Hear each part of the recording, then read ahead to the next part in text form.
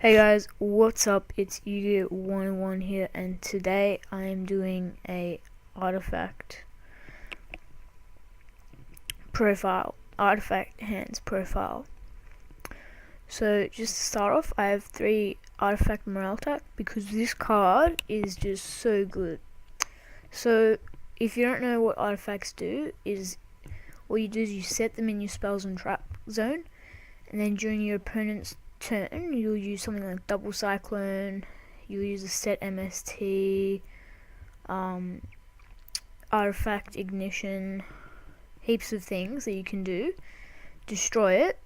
It has to be in the opponent's turn for this to work. Then it will special summon back, and Moreltak's effect is when it's special summon. So it's when this card is destroyed during your opponent's turn and sent to the graveyard, you special summon it back and destroy one monster on their field. So what I like to do is I like to wait for them to do all their play. Say they get out like a big Exceed or something, you just activate your MST, your Ignition, whatever you have, destroy it, and then you just get rid of their Exceed. So it's great. So that's why I run him at 3. I try and maximize on him because he is so good. Then I have 2 artifact Beagle-Tech because this guy is also pretty good. What he does is so it's the same thing. When he's destroying the opponent's turn, you can special summon him back, but his effect is you destroy one set card. So basically you're going to be wanting to destroy him when you have one of these guys set, or if you're running a couple more artifacts when you have another one set, because basically you destroy that artifact, then summon that one, then the other artifact back. So yeah, so I only have 5 artifacts. It's not that much of an artifact deck, except you're gonna be drawing these a lot, and it just makes the deck so good.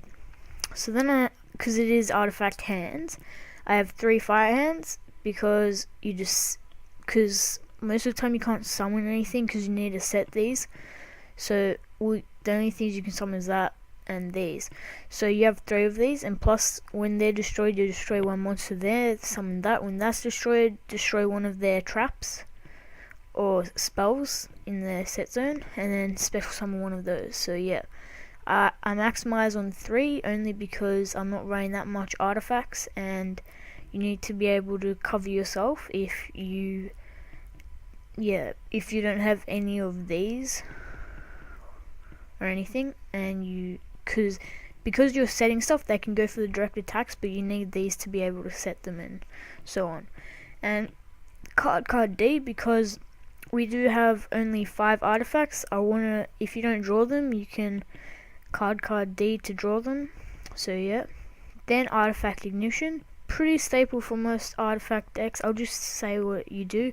So what you do is, with this deck, I like to be doing it when they've made their play, because if you do it before they've made their play, then they could just like Dark Horde or something, or just do something and make another play. But so you destroy target one spell or trap card on the field, so you'd be targeting one of these. Or if you don't have any set and you want to set something on their side, or just something you have set, and then you set an artifact from your deck to your field. So 3 of those, because you could be destroying that, setting that, then have another one, destroy that, set that, effect, destroy that, then you have like 3 of them on the field. It can get really good. And then I have 3 artifact sanctums, because basically it's just you just flip your face up and special summon one of these guys. So yeah, you probably want to do it in the opponent's turn just so their effects can kick in. And yeah, that's basically all they do, but it's a great card. Then I have 3 Pot of Dualities, because there is only 5 and you want to be drawing into them, and you don't special summon in your turn, so that effect is basically, that effect doesn't even matter to you, because you want to be special summoning these guys in your opponent's turn. Then 3 Upstarts, because we want to be drawing these, because there's only 5. 2 Soul Chargers, because these guys, both of these go to the graveyard a lot, and because there's only 5, you want to be soul charging them back, and then you can go into some Exceed plays, which is pretty fun. I only have 2, 3. It's a bit much. I prefer to have it at 2 just because not all the time they do it, and plus it is a bit of a waste of life points in some instances. Then we have 3 double cyclones. So basically you set it during your opponent's turn, you destroy one of a set card, so you'd probably be wanting to destroy one of these, then destroy one on their field.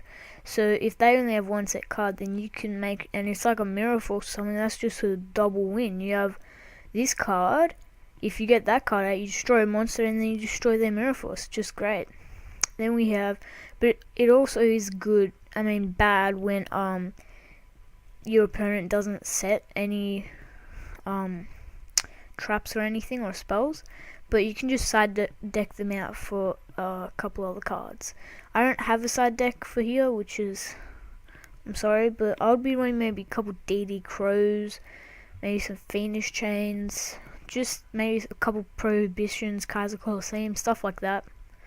Then I would have 2 MSTs, because you can also target your own thing, so you can special summon that.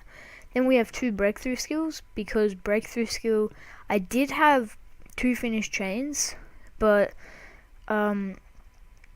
I decided to side deck them in because some of the times it can get locked in the field, and most of the time you want to be setting heaps of cards, as many artifacts as you can. So if it's locked on the field, that means you might just have an artifact in your hand and nothing to do about it with it. Sorry. And then we have 1 Vanity's Emptiness. I did have it at 2. It was a bit annoying because I was activating it, and then I couldn't be able to summon stuff, and then I put none on, but then I thought, because Light Swans are coming out, they do a lot of special summoning from the graveyard, like they use Luma's effect to special summon something back, Wolf's effect, so, and there are other decks, like if you're versing another artifact deck, you can just use it against that, and it's good. Then 1 Torrential Tribute, Staple, Bottomless Staple, Solemn Staple, Compulse Staple, and then 1 Tribetrix, Whole Nightmare. Just because if they special summon that, it's basically just for some defense, really. Not too much detail on that card. Then for the extra deck, I have 1 number 101, because we have 8, no, sorry, we only have 6. Well, my brain is retarded. And that is probably it's the second best Exceed going around. That would be Exciton, which is the best, and we're also running that. We have Abyss Dweller because of its effect. It can just stop some card effects in the opponent's graveyard, so that is also like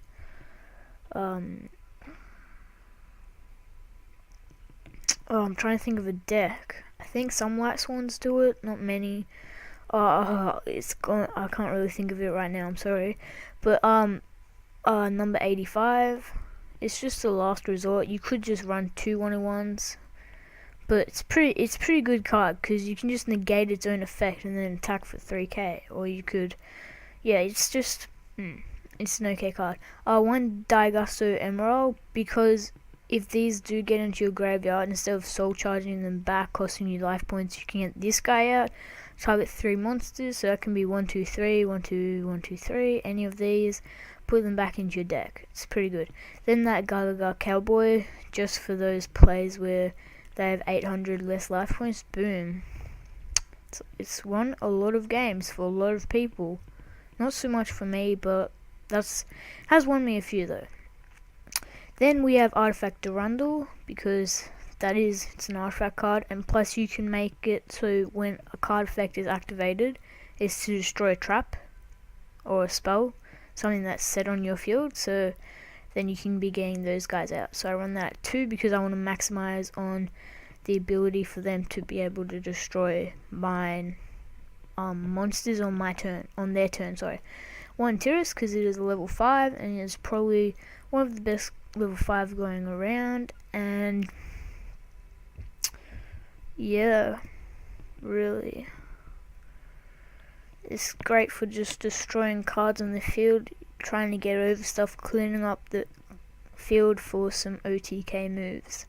Then we have one Wind Up Arsenal Zenmayo. I don't use this card too much because, well, the annoying thing is it has to be done in your turn, but if you're going to want to be doing like Soul Charge or something, you could be doing those plays, but I don't go into it too much.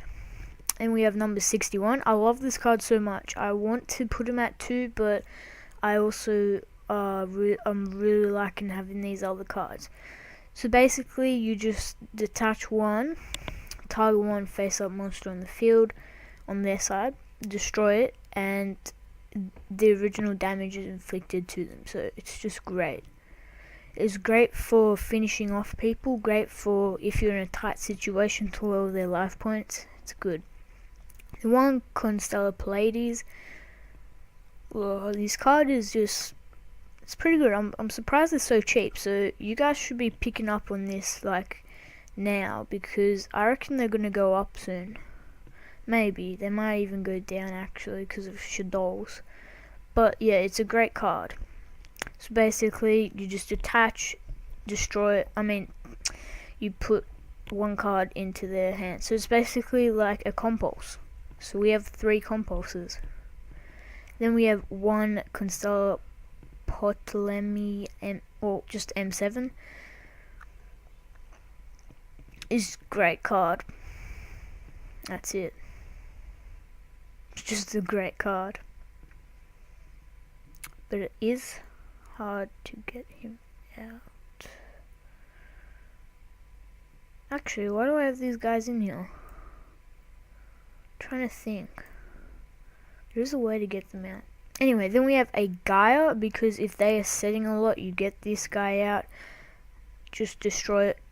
Inflict battle damage to their face downs to win those games as well. And plus, so what you could... Oh no, you can't do that, sorry. So, thanks guys for watching. Hope you enjoyed this deck profile. I will be doing some gameplays with this, so subscribe to see those gameplays and other deck profiles. And comment down below what other deck profiles you want me to do, what boxes or packs you want me to open, what series you want me to do, just any videos you'd want me to do, comment down below and I will get back to you on that. So thanks guys for watching, and I'll see you next time.